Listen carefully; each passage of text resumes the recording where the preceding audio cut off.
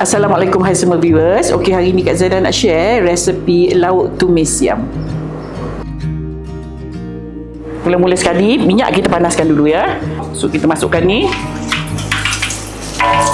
dan daun limau. Okey, kita nak kisar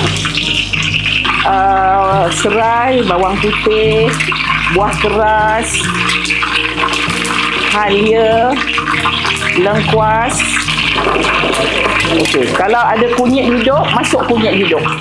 Kita blend sekali lada merah, belacan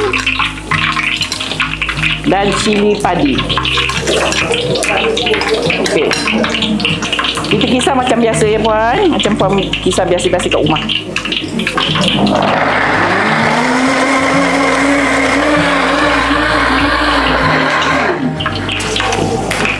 Kita tumis yang kita blend ni tadi.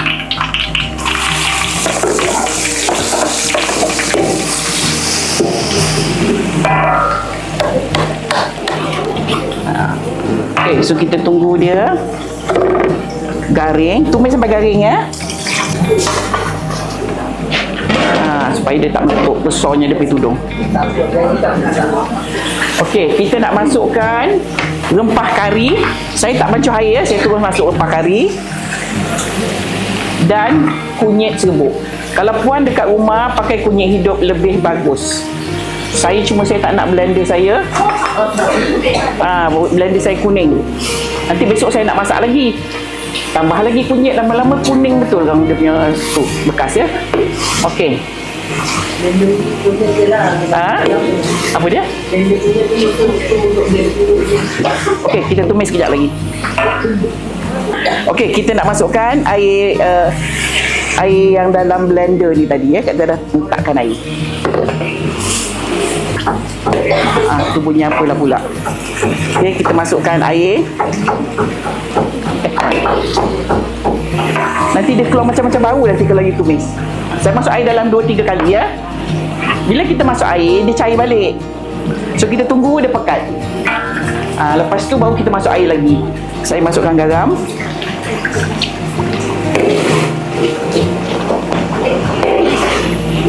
Okay, saya kecilkan api. Saya nak masukkan ini dulu, ayam. Kak Zaidah masak ni 3 ekor ya. Okey, kita besarkan api. Sos ikan.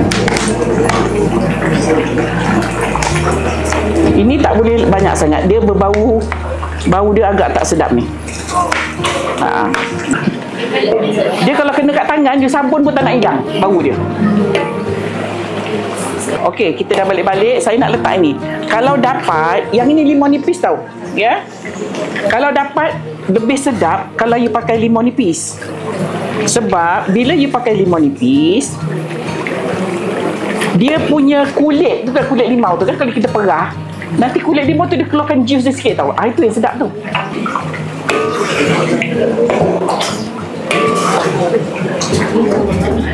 Kita masukkan apa? Santan.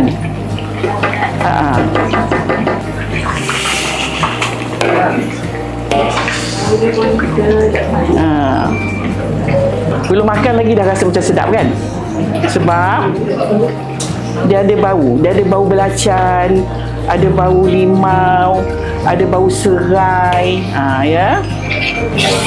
Okey, Kak Zaidah tambah sikit air.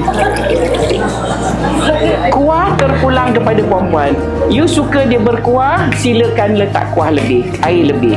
Tapi jangan cair. Dia bukan cair-cair sangat. Okey, kita nak masuk cherry dengan cili padi.